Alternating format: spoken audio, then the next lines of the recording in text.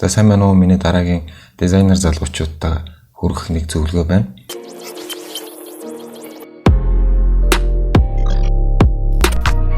Just Media.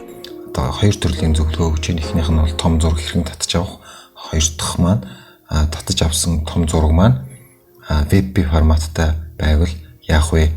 Photoshop програм зориулсан нэг плагин санал болгож байгаамаа. Танд хэрэгтэй байвал нөхөө плагиныг аваад татаж суулгачих болно. За хамгийн түрүүнд том зураг хэрхэн хайх вэ? За миний хувьд бол Google Chrome голцоо ашигладаг. За тэгээд Google Chrome-ороо за nature background гэдэг за ингээд нэг байгалийн background сонгоё гэж бодлоо. За ингээд зураг руу ороод зураг эсвэл фото гэж байдаг. Энэ бол хоёр хэл дээр байж идэг. Та Google англиар нээсэн бол англиараа, монголоор нээсэн бол монголоороо байна. За тэгээд хэрэгсэл хэсэг рүү дараад за тэгээд хэмжээ гэж ороод том гэдгийг дараад өгчнө. Тэгэх юм бол энэ зурнууд бол бүгд одоо өндөр чанартай том хэмжээтэй зурнууд гэсэн үг. За миний хувьд бол энэхүү зургийг сонголоо. New tab open гэд ингээд энэ бол том хэмжээтэйгээр ингээд нэгдээд ирлээ. За энийгээ тэгээд хадгалаад авчнаа. За desktop дээр ингээд тест гээд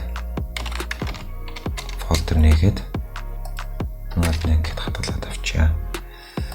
За одоо хайсан зураг маань WebP форматаар байвал яах вэ гэвэл за жишээ нь энэ бол WebP форматтай байлаа. За энийг open image new tab гэд нэгээд за энэ дээр бол ийм WebP форматтай байна. За энийг хадгаллаа. За 02 гэд хадгалчихъя. За Photoshop програм нээлээ.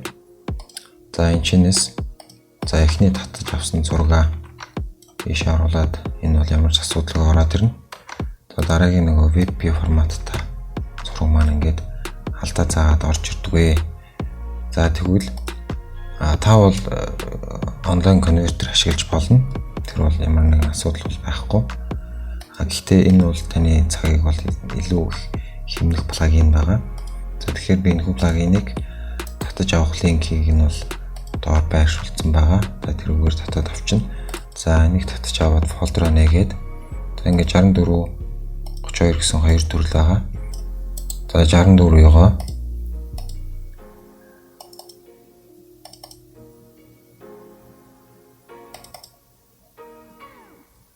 энэ плагинс дотор авчираад хадгална. За тэгээд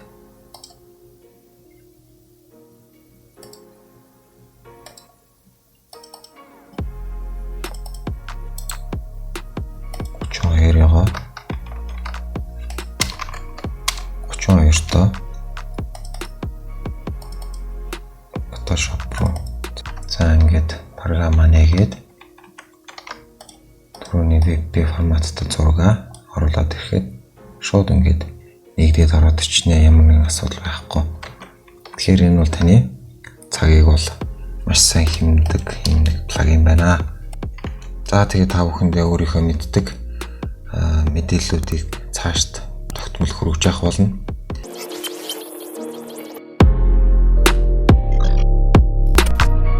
Just Media.